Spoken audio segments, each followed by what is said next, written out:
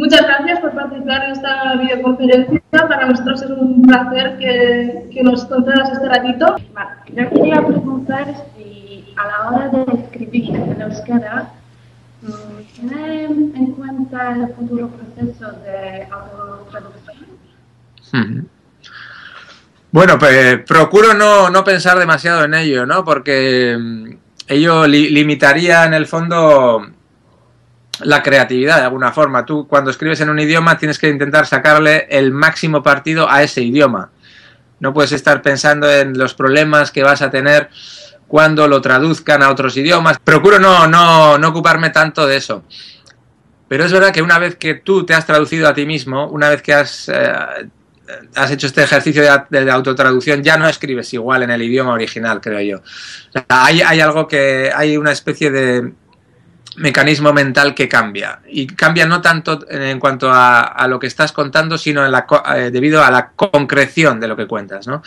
A mí lo que más rabia me da cuando leo un texto mío de hace algunos años es ver que no fui lo suficientemente conciso, que no lo conté suficientemente bien, que no fui suficientemente exacto y que no elegí la expresión más adecuada, ¿no?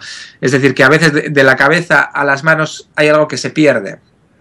Hay algo que tú en la cabeza tienes muy claro, pero cuando lo llegas a escribir hay algo que en ese tránsito se pierde.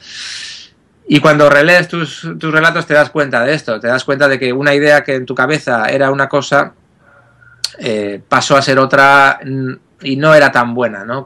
Casi nunca es la obra que llegas a escribir, casi nunca es tan buena, nunca es tan buena como la que tienes en la cabeza. Entonces cuando traduces te das cuenta de esto, de que no has sido lo suficientemente concreto, bueno, conciso, preciso, y eso da muchísima rabia.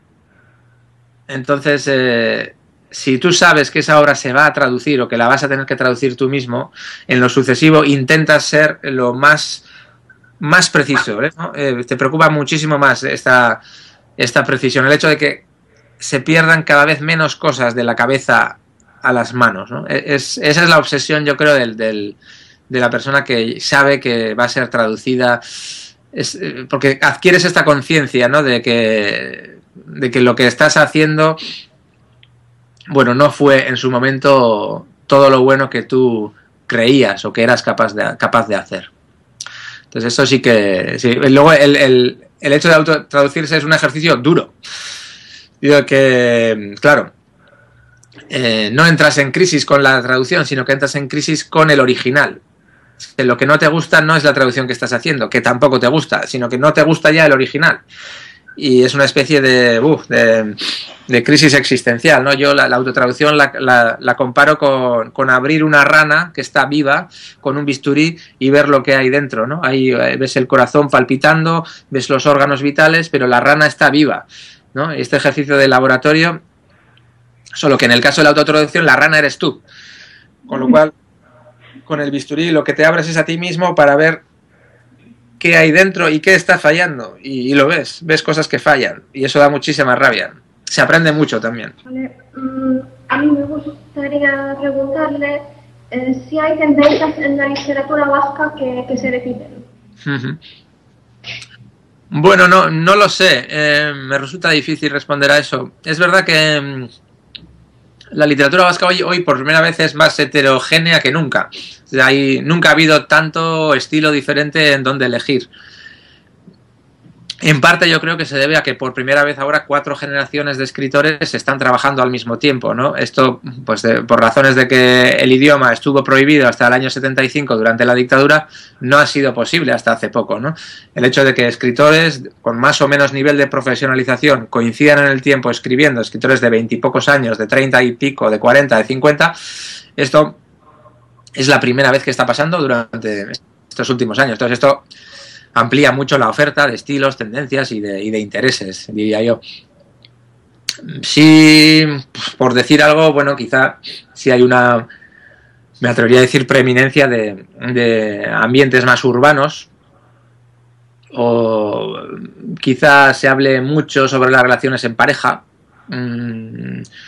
pero bueno, no sé si eso es una tendencia o es algo general. Se habla poco sobre el trabajo, curiosamente. Y durante estos últimos años de de crisis, pues bueno, ha sido un problema que ha ocupado muchísimas páginas en medios, periódicos, etcétera, pero en la literatura no se ha ocupado tanto del trabajo, de temas como el paro, por ejemplo, se ha ocupado poco de temas sociales, y lo cual resulta llamativo, ¿no? Siempre se ha dicho que en las novelas vascas la gente no trabaja. Es decir, se cuentan más las historias sentimentales o políticas o relativas a la violencia, o son historias policíacas o lo que quieras, pero no se les ve trabajar. Bueno, pues o se les ve trabajar poco, o tienen ocupaciones un poco intelectuales más que otra cosa, ¿no? Y es algo que da que pensar también. ¿De dónde saca usted la inspiración, ¿no? Aparte de la música? Bueno, yo creo que cuando uno empieza a escribir intenta o se basa mucho o da mucha importancia al hecho de ser original o la imaginación, ¿no? Uno confía mucho en su imaginación, quiere ser original y confía en su imaginación, pero yo creo que esto es un error. Yo creo que hay que desconfiar de la imaginación. Para mí la inspiración real está muy a mano, está en el día a día, está en los periódicos, está en la radio, está en tu vida, está en lo que dices, en lo que escuchas, en lo que dices pero no querrías haber dicho, en lo que escuchas y no te gusta, en los gestos de la gente. Creo que más importante que la originalidad en cuanto a inspiración se refiere para un escritor es estar atento, ¿no? Estar atento a todas estas señales que están ahí realmente, están accesibles a todos. No están escondidas, no tiene uno que con su imaginación hacer un ejercicio. No, yo creo que la imaginación está bien para engrasar todo esto, para ayudar un poco, con los instrumentos de la ficción, bueno, limar algunas asperezas y darle una forma definitiva. Para eso está la imaginación, como un instrumento de ficción. Pero en realidad lo importante no es la imaginación, sino estar atento a tu alrededor. Poesia fikzioa da. Baita zera ere. Ez dut uste pertsona atormentatu egia naizenik, baina batzuetan etsipen ikaragarri bat jabetzen da nitaz. Zer egingo zaio, gauzak aldatzen doaz. Gure garai bateko eskolakidea opuseko neska batekin ezkontzekotan dago, eta beste batek legez kanpoko arrantzan itsasoan daramatza 9 hilabete. 9 hilabete. Haurdunaldi oso bat. Agian pertsona bihurtuko zen itsasoaren sabelean, amarenean eginetzen ezkero. Eta batzuetan, etsipen ikaragarri bat jabetzen da nitaz zure bakardadeak nirearen aurka talka egindakoan min ematen didalako. Sentipen honek zera erantza dauka nola esan.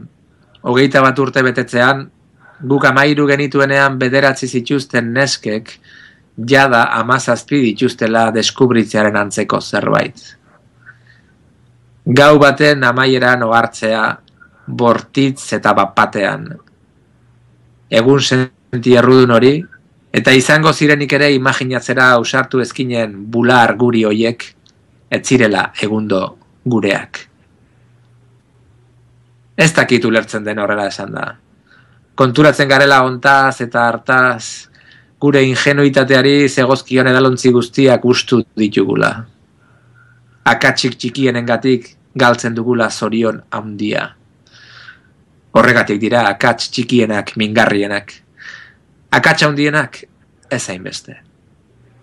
Euren barruan bizi gaitezke, edo biraka ibili haien inguruan, zer egin ordea intsektu baten egoa den akatsarekin.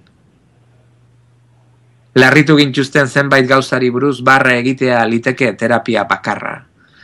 Eta hori ere ez nahikoa. Ikusezin bihurtzeko ispiluak izaraz estaltzea aski ezten bezala. Hori batez ere.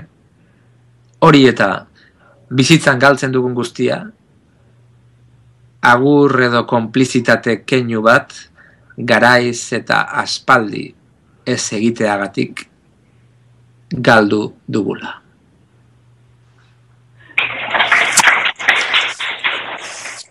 Muchas gracias por este ratito y nada, esperamos que poder tener la oportunidad de encontrarnos una próxima vez, que haya estado a gusto con nosotros también. Ha sido un placer y he estado muy a gusto. Muchas gracias. Hasta la vista. Agur.